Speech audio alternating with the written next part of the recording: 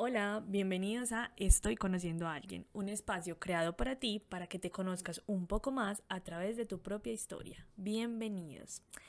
El día de hoy vamos a hablar de pautas de crianza, pero antes de hablar de eso, quiero tomarme un minuto para agradecerle a todas las personas que se toman el tiempo de escuchar este podcast, que además me escriben sus mensajes de agradecimiento, que me preguntan, que tienen la confianza de decirme quiero iniciar proceso, me encanta tu podcast, que me hacen preguntas acerca de lo que dije. Muchísimas gracias también por sus mensajes alentadores, por escuchar el podcast con su familia, por escuchar el podcast mientras están trabajando. Todo eso me llena de mucha alegría, de mucha motivación. Se los agradezco con todo mi corazón y me llenan de mucha alegría. Espero que este espacio siga siendo grato para todos y que juntos sigamos construyendo esto que se está formando tan bonito. Ahora sí, ¿qué son pautas de crianza? ¿Eso qué? ¿Con qué se come? Eso últimamente mucha gente habla de eso, pero yo ni idea. Bueno, no te preocupes. Para darte un pequeño contexto, antes de hablar de esto, así tú no tengas hijos, y así los tengas, pero pues yo pienso como, Vero va a hablar de pautas de crianza, pero ya no es mamá, pero sí, voy a hablar de pautas de crianza. ¿Y por qué? Porque no solamente porque tengo experiencia con niños y porque he sido profe, sino porque me di cuenta que las pautas de crianza que utilizaron conmigo fueron muy determinantes a la hora de vincularme en mi adultez. Y de eso vamos a hablar más adelante. Así que quédate, que este podcast va a estar bien interesante y te va a invitar a la reflexión, que es lo que queremos, para que te conozcas a ti mismo.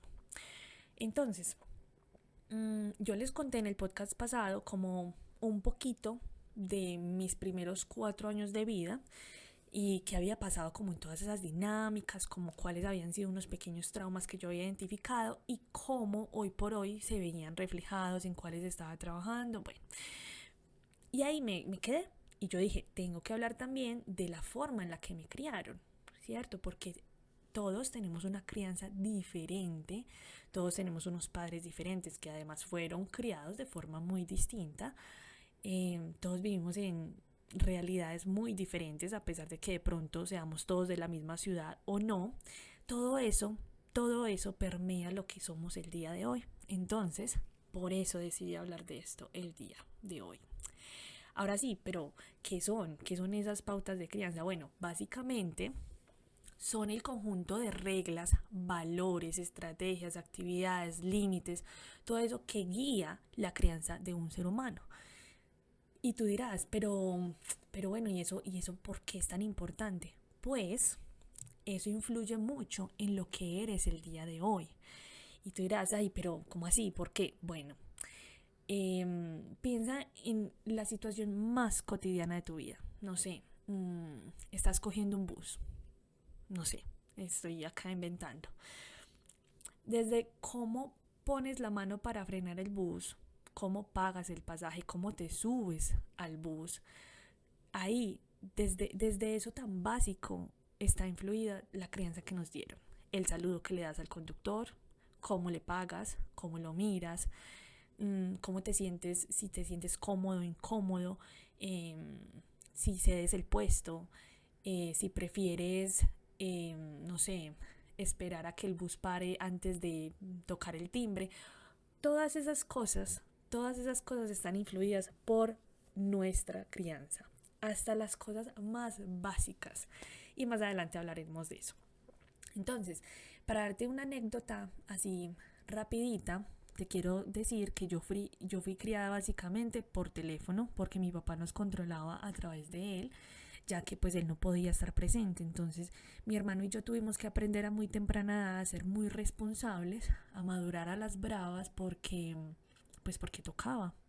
Y sé que probablemente a ti también te tocó, así tus papás estuvieran ahí presentes, porque en nuestra sociedad se promovía mucho la independencia, la autonomía, el usted puede, usted es capaz, poca validación emocional y pues no había mucho tiempo como para la debilidad entre comillas, que no es debilidad, simplemente éramos niños. Y bueno, eso es como importante señalarlo.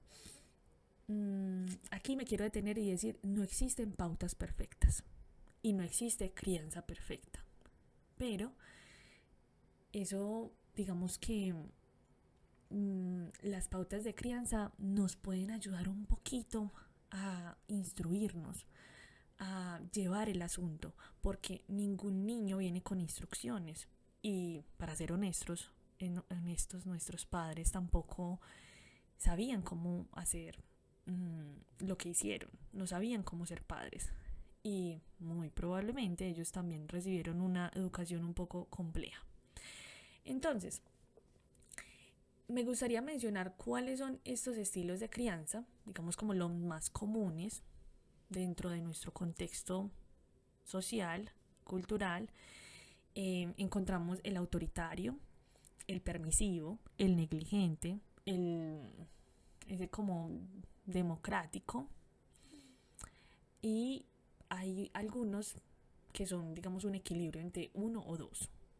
Aquí es importante mencionar que la coherencia, la conexión, el ejemplo y el equilibrio que se brindan entre, digamos, estas pautas de crianza son la clave del éxito.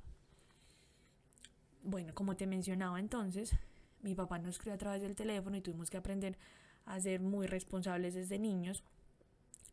Pero también hubo muchas ocasiones no, toda mi crianza, en la que mi papá era muy autoritario y en esta casa se hace lo que yo diga. Sin embargo, había momentos con mi hermano más que todo donde era permisivo. Y aquí entra otro factor y es el factor machista. Entonces era más permisivo con mi hermano porque pues mi hermano era hombre. Si tú eres mujer y tienes hermanos hombres, quizás escuchaste estas palabras. Él también apareció en ocasiones este estilo de crianza negligente por parte de mi papá. Todo esto obviamente quiero que lo escuches y pienses que no lo hago desde la crítica. Yo amo a mi papá, amo a mis papás, pero sí, esto es una realidad. ¿Por qué negligente? La negligencia no es solamente abandonar a los hijos, no darles comida, no. Que bueno, digamos en ese contexto entonces hubo negligencia por parte de mi mamá. Y a la larga no tanta, pues porque nos dejó al fin y al cabo en un lugar, entre comillas, seguro. Pero la negligencia también tiene que ver con el trato despectivo, con la humillación, con el abuso, digamos, de palabras, golpes. Y bueno, hay muchos tipos de maltrato, muchos tipos de maltrato infantil, no solamente es digamos, el abuso físico o verbal, sino que hay un montón y quizás más adelante podemos hablar de eso. Y también está aquel estilo de crianza democrativo, donde tú le das a elegir al niño que quiere y le das opciones y bueno, y eso está muy bien hasta cierto punto también, pero yo creo que de lo que yo recuerdo, el democrático en mi casa no hubo. Mejor dicho, en mi casa era una dictadura, se hacía lo que mi papá decía. ¿Y por qué? Porque sí y punto, y porque yo soy el papá y mientras usted viva en este techo se hace lo que yo diga y ajá, y todas esas frases que ya nos conocemos. Entonces, te quiero dar un ejemplo de cada uno de estos momentos y por qué yo digo que fue una mezcla de todo. Porque no fue solamente autoritario, porque no fue solamente permisivo, porque no fue solamente negligente. Y te digo que es una mezcla de todo, por lo menos en mi crianza, porque pues finalmente era la forma en la que ellos encontraban, o hablo por mi papá, de tener un control. Y creo que en esa palabra voy a hacer una pausa y es que el control primaba en cómo nos criaban en el pasado. El control sobre los hijos, más allá de la conexión. Y eso es muy triste. Es muy triste porque dejar de lado lo que mi hijo está sintiendo, dejar de lado lo que yo estoy viendo que mi hijo está sufriendo por no ceder y por yo tengo el control y se hace lo que yo diga, creo que es literalmente perder demasiado. Y después te explico por qué. Bueno, entonces en el autoritario, digamos que mi papá eh, nos decía siempre, es que ustedes hacen lo que yo diga, eh, tienen que organizar esto, tienen que hacer esto, pero ¿por qué no queremos? Porque yo lo digo, porque yo soy el papá, porque yo soy el que mando, porque aquí viven ustedes dos, porque siempre desde esa autoridad, desde yo soy el que mando. Y yo les conté en el podcast pasado que yo tengo cierta cosa con eso, ¿cierto? Eh, la autoridad me cuesta mucho porque a mí hoy por hoy, y cuando era niña también, no se me hacía válido el discurso de porque soy yo, porque yo soy el papá. Como que esa respuesta no tenía ningún fundamento para mí. Y hoy por hoy sigue sin tenerlo. Yo quizás quería que me dieran unas excusas más válidas, no sé, unas razones justas para que yo tuviera que hacer lo que tenía que hacer. Cuando era algo como demandante, cuando era algo que yo tenía que hacer. Lo necesitaba.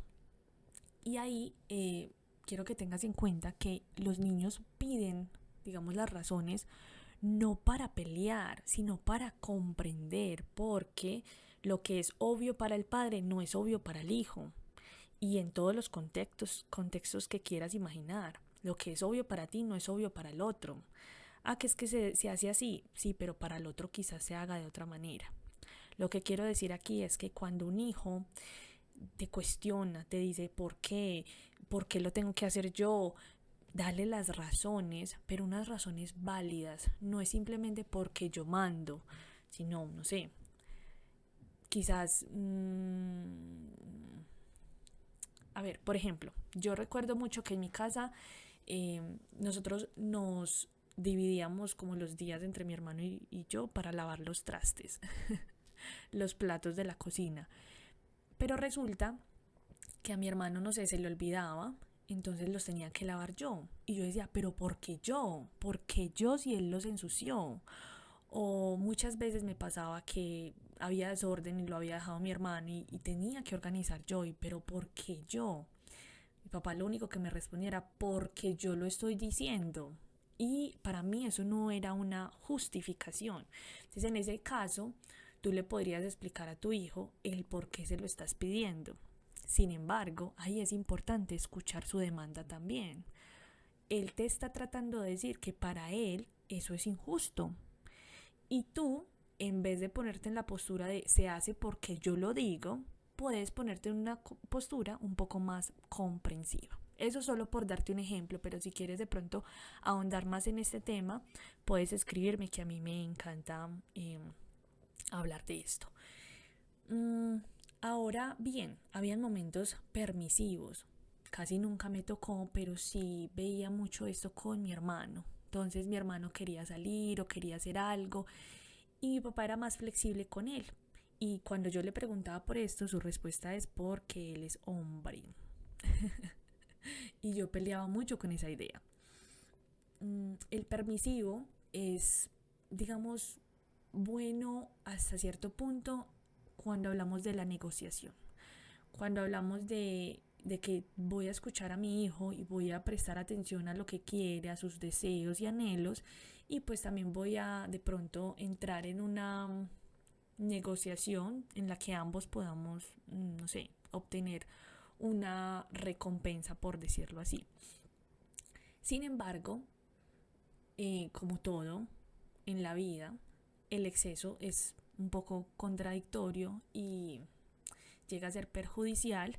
Entonces, si somos unos padres permisivos, que todo el tiempo somos sí, que nunca decimos no, que no hay límites, no hay reglas, entonces, ¿qué va a pasar con ese hijo, verdad? Que claramente no era nuestro caso. Mi papá era permisivo con mi hermano en algunas ocasiones, pero también fue muy autoritario, muy estricto, y eso a la larga también quebrantó mucho la relación. Ahora, el negligente. Cuando te dije anteriormente que negligencia no era simplemente abandonar a los hijos y no darles comida o no bañarlos o cosas así, porque eso es como tal la negligencia, también hablamos de el maltrato, la humillación, hablar en un tono despectivo, en arrogancia, burlarte de tu hijo. Eso también es un tipo de abuso. Y ahí aparecía también en mi casa. Eh, a mí nunca me faltó comida, a pesar de esa situación cuando te conté que recién nos mudamos con mi papá. Creo que fue la única vez en mi vida en la que de pronto tuvimos problemas de comida, pero cuando ya mi papá tuvo un trabajo y todo estable, no nos faltaba comida. Entonces, bueno, tuvimos como esa fortuna. Eh, Nunca nos hizo falta dinero para ir a la escuela, o que mi papá nunca tuvo que batallar demasiado para pagar el colegio, o bueno, no sé, no nos hacía falta ropa, no. Ya cuando mi papá estaba muy bien económicamente, pues todas esas necesidades básicas estaban cubiertas, pero entonces mmm, cubriendo unas y faltando otras, ¿verdad? Mm, Mi papá muchas veces, desde la amenaza, desde la humillación, desde la burla, se refería a nosotros y a veces también nos trataba de forma muy despectiva, siendo unos niños. En ese momento se me vienen muchos ejemplos a la cabeza, pero bueno, te voy a poner como algunos. Por ejemplo, cuando nosotros llorábamos, mi papá lo que hacía era que nos cantaba una canción.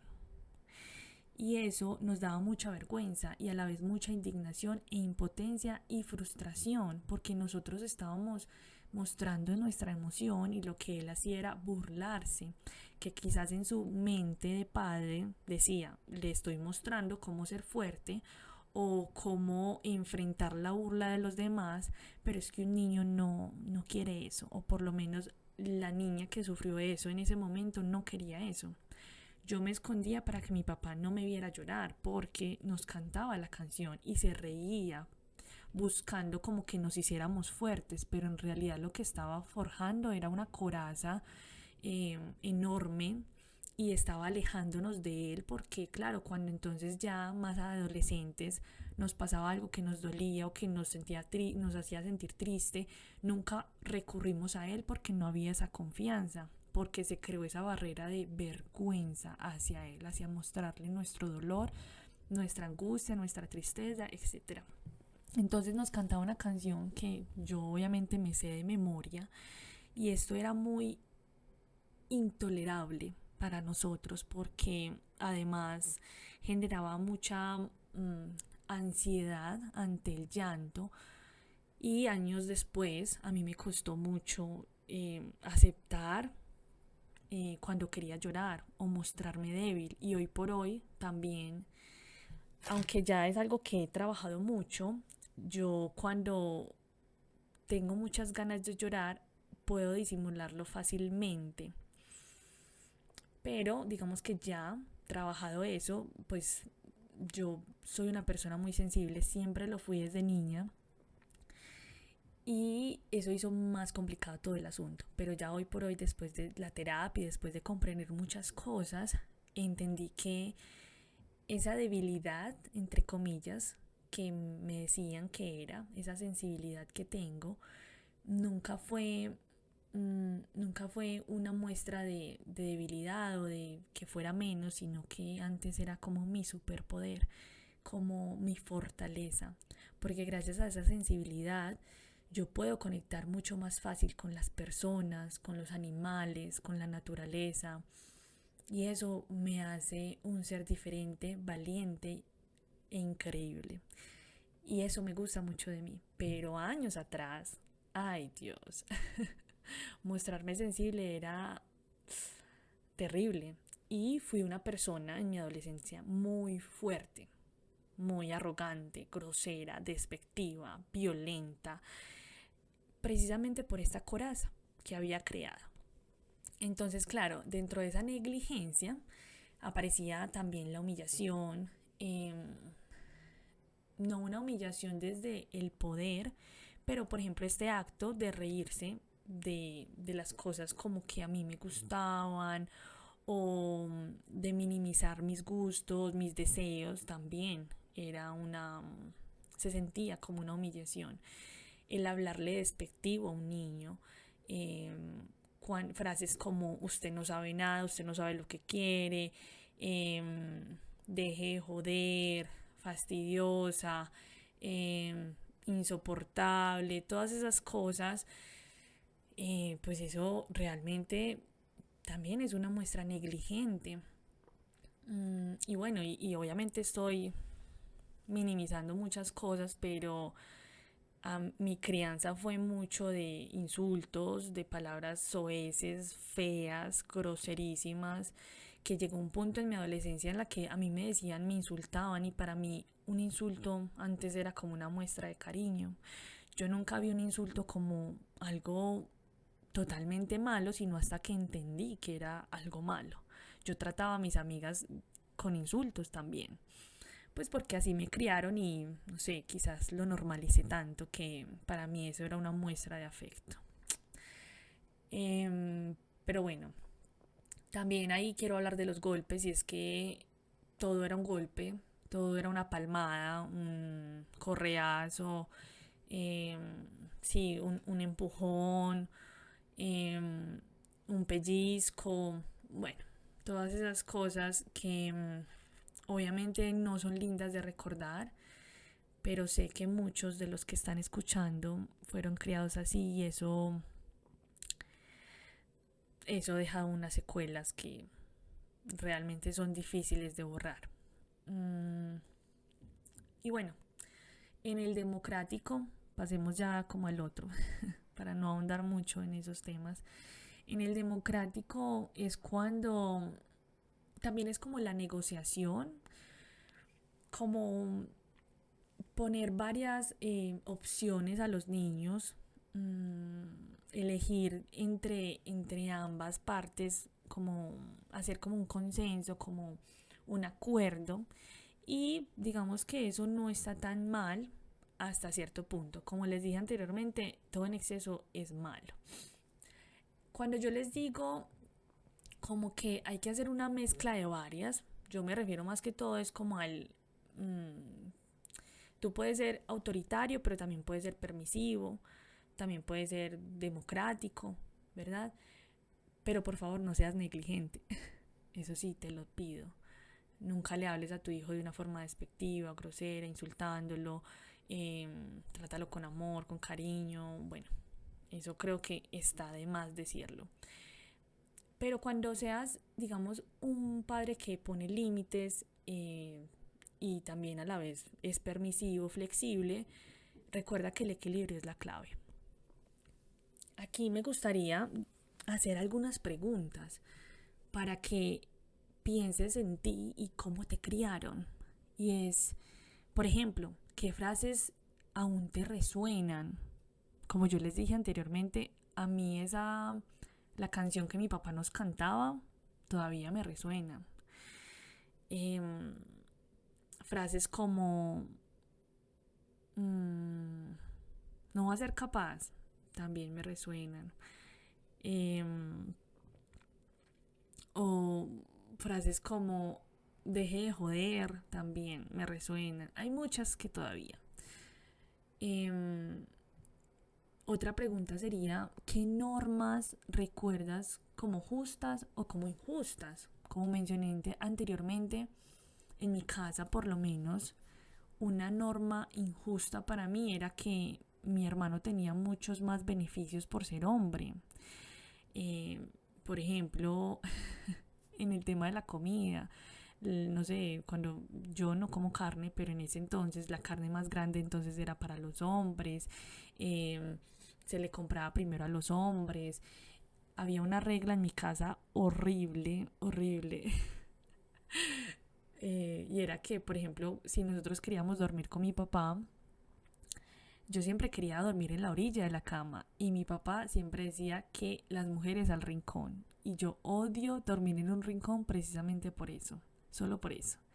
Son tonterías, pero se quedan en mi mente y en ese momento estoy reprimiendo demasiadas porque no las recuerdo, pero vienen en el momento menos pensado. Cuando estoy haciendo la actividad más tonta es cuando aparecen esas demandas y esas pequeñas injusticias. Mm, Habían otras cosas justas, claramente, no todo es malo y aquí también quiero recalcarlo y es que mi papá no fue un ogro completamente. Mentiras. Mi papá también fue buen papá, también tenía cosas buenas. Una de las cosas justas, por ejemplo, que yo recuerdo era que mmm, la que no se acuerda de nada. No, por ejemplo, en temas de dinero, él sí nos daba por igual siempre, ¿verdad? En eso era muy justo. En cuanto a otras cosas, pues no lo recuerdo muy bien.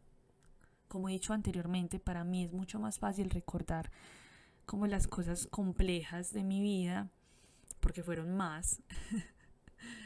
Pero obviamente sé que mi papá también tiene cosas buenas y trabajo mucho para recordarlas. De verdad, trabajo demasiado en eso. Bueno, otra pregunta que me gustaría hacerte es, ¿cómo reaccionaban cuando cometías un error?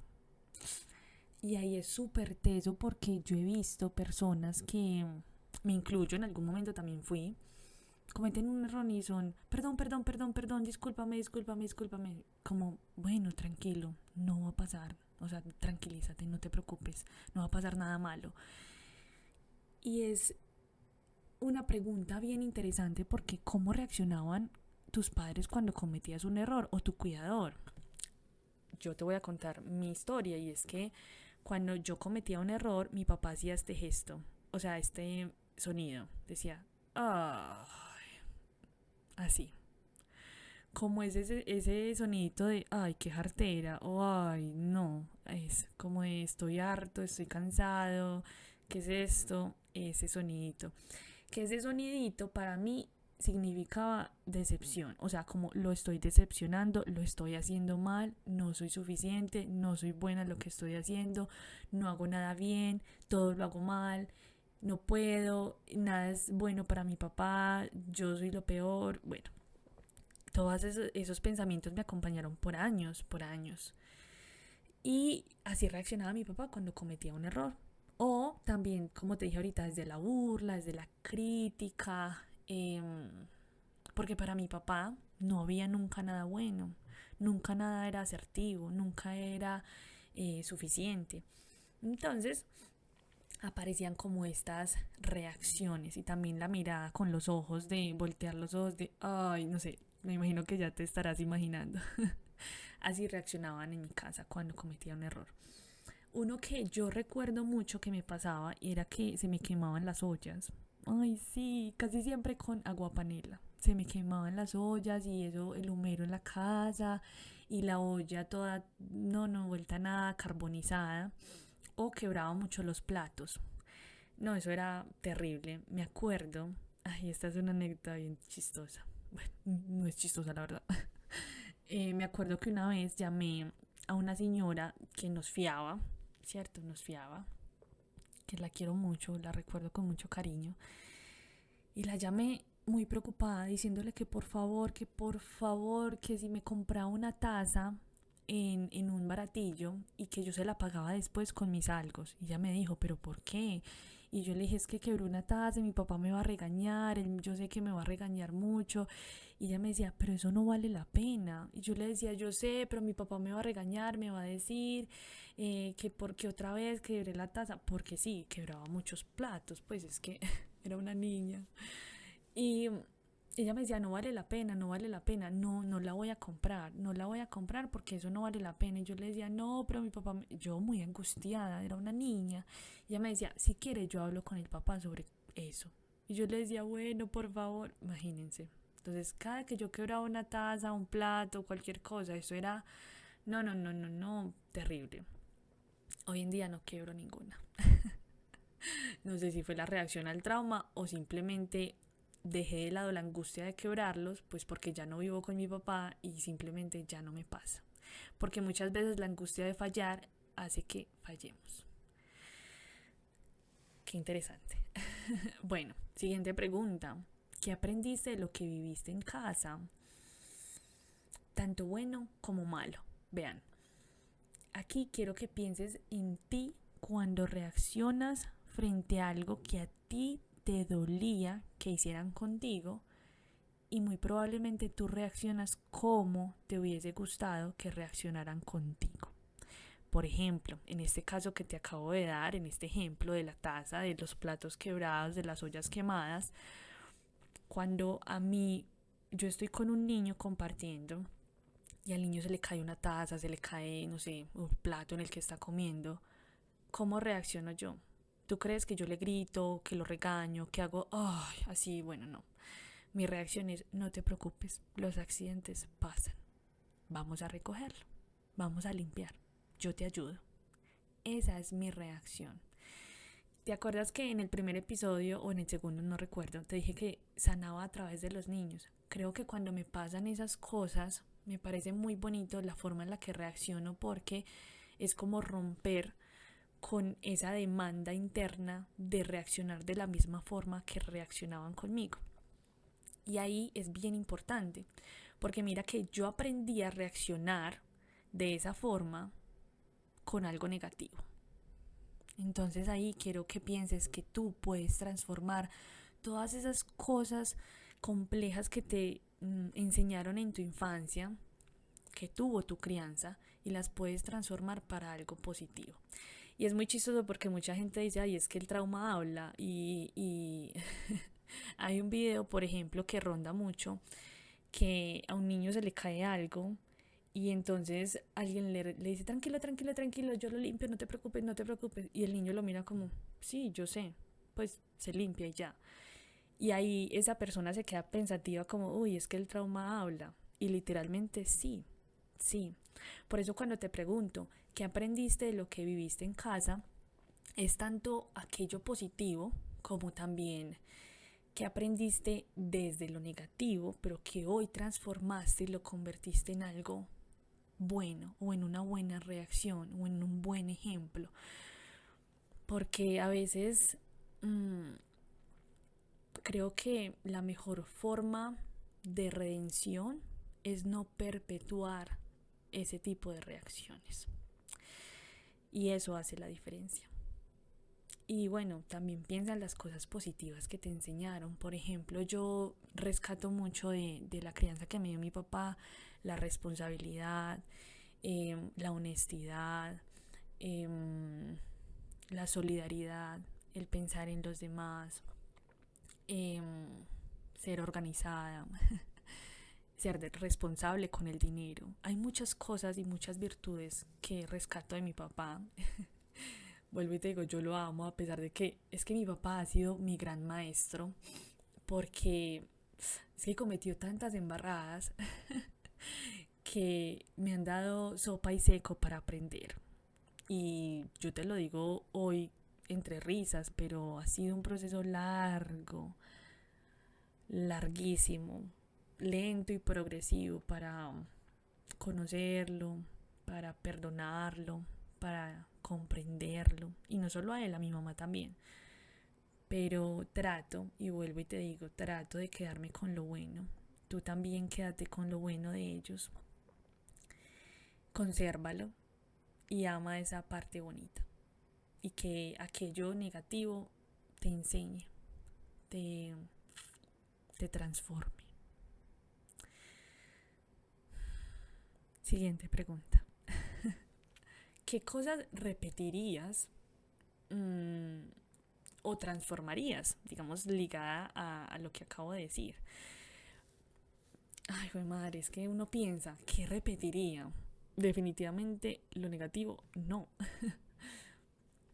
Pero si tú me lo preguntas a mí, yo repetiría el amor que me daba mi papá. Porque claro, habían muchos momentos de, vuelvo y te digo, es que aquí es hasta contradictorio. Y por eso te digo que la coherencia en una crianza es muy importante. Hay una dualidad bien marcada y es que, claro, era como dos caras de una moneda.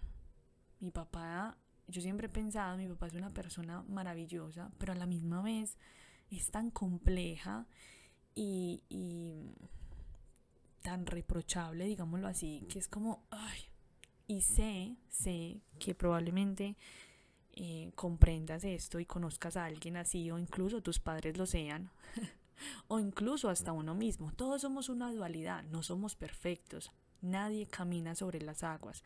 Todos tenemos cosas reprochables, todos tenemos cosas para mejorar. Y bueno, mis padres no fueron la excepción y probablemente los tuyos tampoco. Yo transformaría de mi papá su sufrimiento. Con todo el corazón lo transformaría, porque quizás no, mi papá se merecía una mejor vida. Perdón, me pongo un poco sensible. Pero sí, tanto mi papá como mi mamá. Creo que eso lo transformaría. Una disculpa. Claro, ¿por qué transformaría ese sufrimiento? Porque, pues yo pienso, yo estoy haciendo eso y ha sido lo que me ha salvado. Transformar todas esas experiencias negativas a cosas bonitas, a cosas buenas que le puedo dar al mundo. Entonces creo que si pudiese transformar algo sería eso. Todas esas penas que cargaban ambos para, para que fueran mejores para ellos mismos, ni siquiera para nosotros, sino para ellos mismos, porque cuando tú cambias y eres bueno contigo, eso luego se ve reflejado. Entonces, probablemente, si pudiese transformar algo, sería eso, y en el camino, eso se hubiese visto reflejado en mi crianza. La última pregunta que tengo para ti es, ¿qué sí y qué no repetirías con tus hijos, si los tienes? Eh, yo te he dicho que soy profe, yo no tengo hijos todavía. Es una decisión que ni siquiera quiero tomar todavía. Ni siquiera me gusta pensar en eso. Pero yo, siendo profe, he aprendido tanto. He tenido la oportunidad de no repetir lo que hicieron conmigo. He tenido la oportunidad de aprender y desaprender. Eh, y definitivamente, si hay una cosa que yo hoy por hoy transformé, fue el tema de la autoridad. El tema de se hace lo que yo diga, se hace como yo diga y cuando yo diga. Y me cuesta, créeme que me cuesta porque cuando soy yo la docente, la que tiene que enseñar, guiar al niño y el niño está, no sé, desafiante, no quiere, claro, a veces pienso es que este es el único camino. Se hace porque yo soy la profe y yo estoy aquí, soy la que mando. Y lo hice muchas veces y no lo voy a negar. Claro, por una parte porque pensaba que ese era el camino, por otra parte porque lo aprendí también y tercero porque como profe obviamente a veces pues tienes 20 niños y a veces toca digamos ser un poco estricta, que eso no está mal, pero llega un punto en el que es como, no, espérate. Y eso es lo que yo he aprendido con esto y creo que eso sería lo que yo no repetiría. El imponer, el ponerme en esa situación de jerarquía de se hace porque yo quiero, porque yo digo, porque yo soy la que mando. Y he aprendido mucho con mis niños, que amo con todo mi corazón. Mis estudiantes han sido una gran parte de mi vida. He aprendido que se gana más con miel que con hiel, como dice el dicho. Y a veces ni siquiera tienes que negociar, ni siquiera tienes que darles lo que ellos quieren, pero desde el amor, la comprensión, la empatía, el hacerlos sentir importantes, escuchados y respetados, te da mucho más autoridad que gritar, que demandar, que imponer. Y eso es lo que yo aprendo día a día. Créeme que no es fácil. No es fácil. Y vuelvo y te digo, nadie camina sobre el agua. He tenido momentos en los que, claro, he gritado, he demandado, he impuesto. Y de eso he aprendido porque definitivamente no es algo que me haya ganado, que me haya hecho ganar muchas cosas. Porque son soluciones momentáneas, pero a la larga no genera mucha conexión. Y la conexión es mucho más importante y tiene que primar sobre todo. La conexión que tienes con ese niño.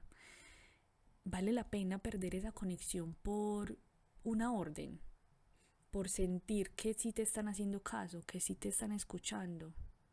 Yo creo que no. Y hoy digo eso, no. Pero antes yo decía, es que ¿cómo así? Es que yo soy el adulto. Es que ¿cómo así que un niño de 2 años me va a mangonear? No, es que no es eso. Y no te pongas en esa postura defensiva, porque ahí están hablando más cosas, no realmente la situación. No es eso. Pero el niño sí necesita que lo validemos, que lo escuchemos, que lo respetemos. Y no quiere decir que cedamos ante el límite. Eso no tiene nada que ver. Me gustaría como que pensaras en estas preguntas, porque todas estas preguntas nos dan como un abrebocas para pensar en cómo todo esto repercute en nuestra autoestima, en nuestra seguridad, en nuestra forma de vincularnos con el otro. Porque piénsalo así, si contigo fueron injustos, si fueron groseros, si te hablaban desde las amenazas, desde la humillación, desde la burla, ¿cómo está tu autoestima? ¿Crees que eres suficiente? ¿Crees que eres capaz? ¿Crees que eres valioso? ¿Crees que mereces reconocimiento? ¿Crees que eres válido? ¿Crees que tus opiniones importan? ¿Crees que eres importante? Importantísimo, eres importantísimo, pero piensa en eso.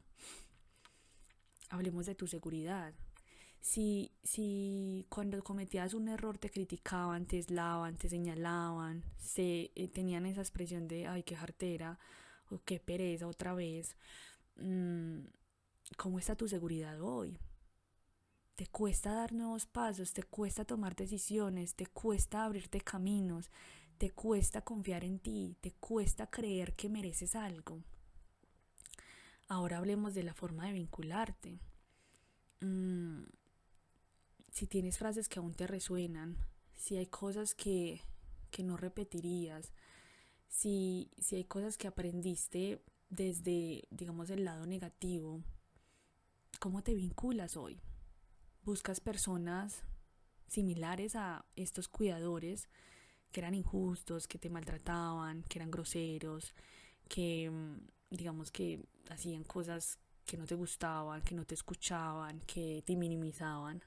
Hoy buscas personas así o te sientes más cómodo con personas así, porque a ver, no es que las busques, simplemente cuando nos acostumbramos a sufrir, encontramos mucho más familiar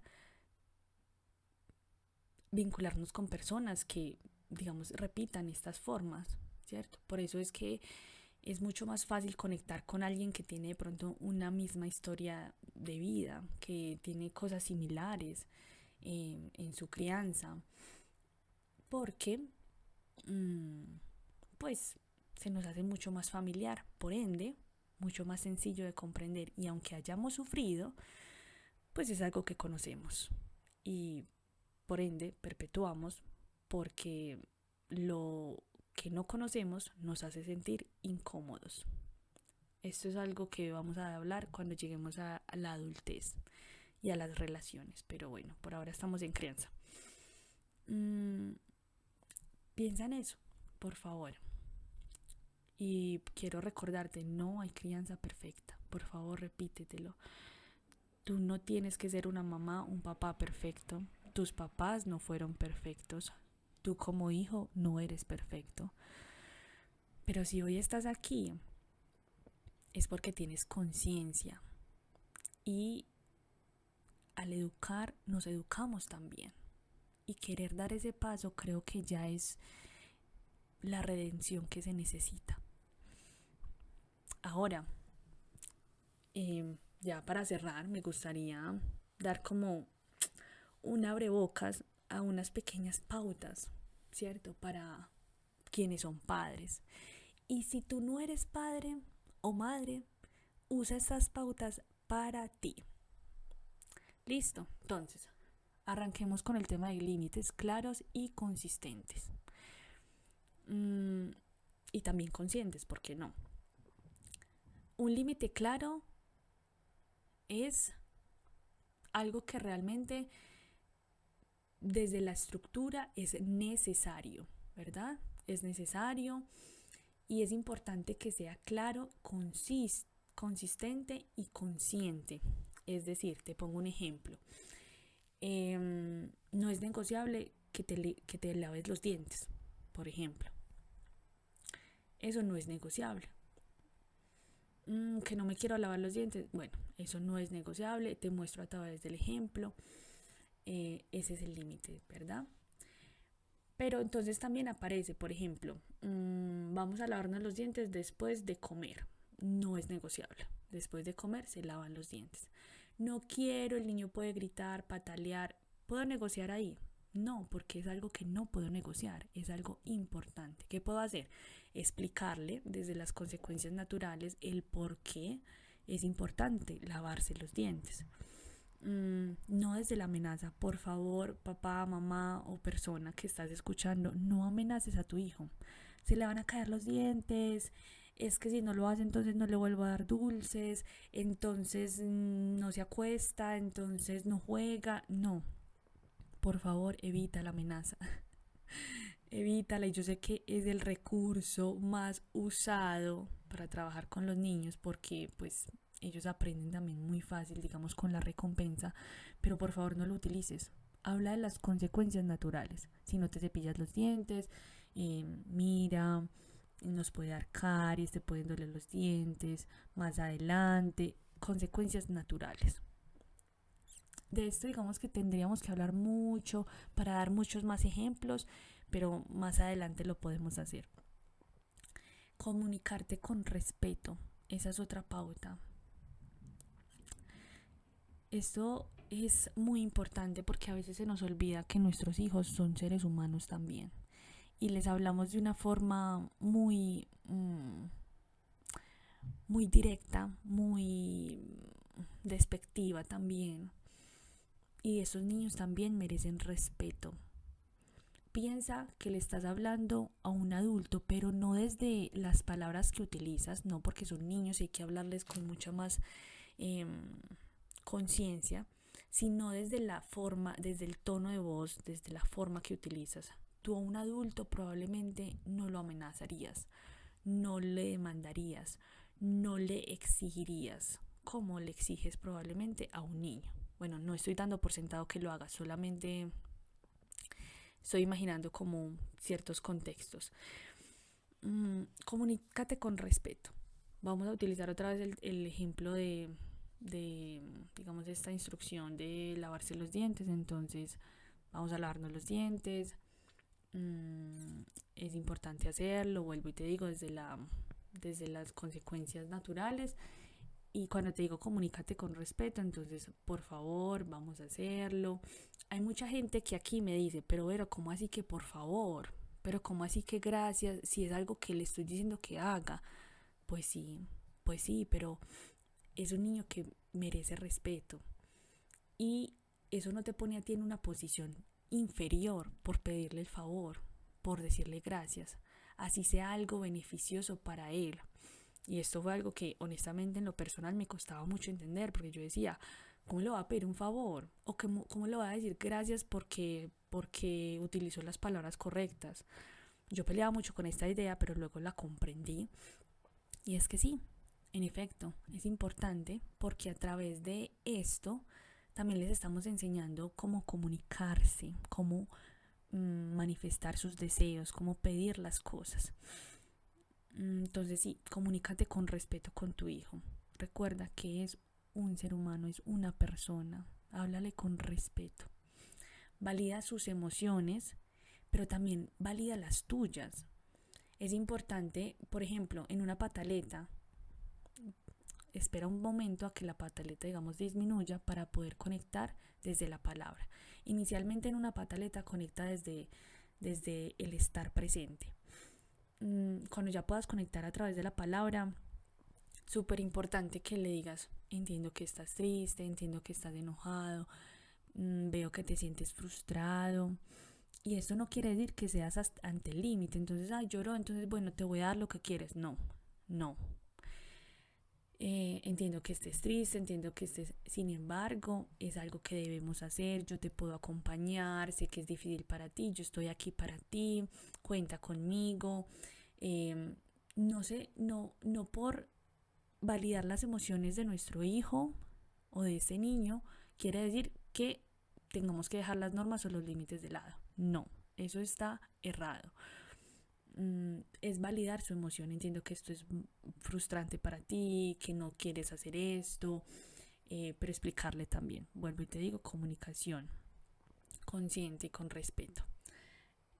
Cuando te digo que comuniques tus emociones también, es importante que les digas a ellos cuando te sientes frustrado, impaciente, enojado, pero no dándoles la responsabilidad a ellos. Te voy a poner un ejemplo que yo hago mucho con mis estudiantes, y es cuando ya les he, no sé, dicho muchas veces algo, cuando está una situación un poco tensa, yo tomo una respiración y les digo: esto que está pasando me está haciendo sentir un poco frustrada, me estoy sintiendo un poco enojada y estoy perdiendo mi paciencia, no contigo, sino con esto que está pasando. Y ahí es importante no darles la responsabilidad a ellos. No decirles: me estás haciendo perder la paciencia, me estás haciendo sentir frustrado. No, estoy perdiendo la calma, estoy perdiendo, no sé, como la paciencia con esto que está pasando. Me siento de esta manera. Es muy importante también mostrarle desde tus palabras, con el ejemplo, a validar tus emociones, porque entonces así más adelante el niño va a poder manifestar sus emociones a través de las palabras y decirte: mamá, papá, me estoy sintiendo enojado, esto me está frustrando, me siento triste, me siento todo. Entonces cuando tu niño te vea con una emoción, no la disimules, no la minimices, no le digas: ay, no, estoy bien. No, dile: estoy enojado, la mamá está triste, me siento frustrado, me siento cansado, estoy agotado. Dile y explícale el por qué, pero por favor no pongas la responsabilidad en el niño, ni tampoco le des la magia de: dame un abrazo para que me sienta mejor. O no, evita también eso, por favor. No pongas responsabilidades en tu hijo sobre tus emociones. Siguiente pauta es dar ejemplo. Siempre el ejemplo va a ser nuestra mejor arma. Por ejemplo, supongamos que a tu hijo le cuesta mucho pedir el favor y gracias. Supongámoslo. Entonces, cada vez que tú hagas algo, dile por favor y gracias, ¿cierto? Pero entonces, ¿cómo hago para que él lo introyecte, digamos, se apropie de eso? Pues lo que tú vas a hacer es que cada vez que tu niño te pida algo, no sé, por ejemplo: mamá, dame el vaso.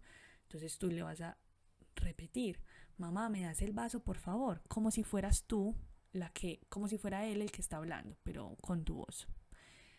Y así ellos lo van introyectando. Esta fue una técnica que yo aprendí en el libro de Buenos por Dentro. Es una técnica que la verdad ha sido muy buena y ha sido una de mis mejores amigas en muchas situaciones, más que todo en esas formas de comunicarnos. Por ejemplo, cuando un niño me pide algo gritando, yo con mi voz tranquila digo exactamente lo que él me dice. Por ejemplo, digamos que el niño me está diciendo: ay, quiero esas galletas, está súper frustrado. Entonces yo calmadamente le digo: Vero, ¿me das esas galletas, por favor? Me hablo a mí misma. Entonces los niños muchas veces lo que hacen es repetirlo. repiten con tu tono de voz y con las mismas palabras. Entonces esta estrategia te va a funcionar mucho. Si la usas, cuéntame. Creo que la última estrategia o pauta que te daría es promueve la autonomía, pero también da espacio a la conexión. Muchas veces los niños son hazme, dame, tráeme, cógeme, haz todas esas cosas como desde la demanda. Pero no es que sean caprichosos, no es que sean, no sé, groseros o que estén mimados, sino que muchas veces quieren una conexión contigo. Probablemente ellos lo sepan hacer. Y si no lo saben hacer, entonces dales como esas herramientas, como estoy aquí contigo, vamos a hacerlo, inténtalo, tú puedes. Enséñale también la diferencia a necesitar ayuda y querer ayuda, para que ellos también entiendan y comprendan cuáles son sus verdaderas necesidades. Por ejemplo, ponme los zapatos, pero tú sabes que ese niño sabe ponerse los zapatos. En vez de decirle, póngaselos usted que usted es capaz, usted sabe, dile, ¿quieres ayuda o necesitas ayuda? Quiero ayuda, te va a decir. Bueno, entonces yo te voy a ayudar. Ahí te vas a dar cuenta que lo que quiere realmente es conexión contigo. Conectar como desde ese vínculo. Crear un vínculo contigo. Más allá de que no sea capaz de hacerlo o de demandarte o tú lo tienes que hacer, sino crear esa conexión. Entonces, por favor, cuando lo último que quiero decirte es cuando uno de tus niños esté muy, no sé, como muy demandante o quiera exigirte muchas cosas, prima la conexión. Y a veces es muy difícil porque, claro, porque es que yo ya le di una instrucción, porque, ay, culi cagado, es que me saca de quicio, que eso pasa mucho, pero prima la conexión. Los niños comunican a través de el enojo más que todo, desde la frustración, entonces a veces muestran como esa intolerancia y lo muestran a flor de piel y pues nosotros como adultos debemos intentar leer eso. Bueno, creo que no se me escapa como nada, pero si es así, si tienes alguna pregunta, escríbeme. Quiero decirte que no se trata de ser un padre o una madre perfecta, sino de ser conscientes y también de querer aprender, de querer mejorar, de querer transformar nuestras heridas, lo que nos afecta, para dar lo mejor de nosotros. Eso siempre va a ser lo más importante. Y cuando te dije ahorita que si tú no tienes hijos y estas pautas las utilices para ti, pues piensa en eso también. Todo lo que dije, piénsalo en ti. Los límites claros también son para ti. Comunicarte con respeto contigo mismo es muy importante. Validar tus emociones y las de los demás desde el respeto y el amor, muy importante. Dar ejemplo. Quiero, ok. Pero entonces tú estás dando eso que quieres. Sé el ejemplo. Promueve tu autonomía, pero también identifica cuando necesitas ayuda, cuando quieres ayuda. Prima la conexión contigo mismo, muy importante. Y bueno, nada, eso fue todo por este capítulo. Muchas gracias por llegar hasta aquí. Espero que no se me haya saltado muchas cosas. Saben que este espacio pues daría para muchas cositas, pero bueno, el tiempo apremia. Muchas gracias por llegar hasta aquí. Que tengas un feliz día o tarde o noche. Te espero en el próximo episodio y nos vemos. Chao, chao.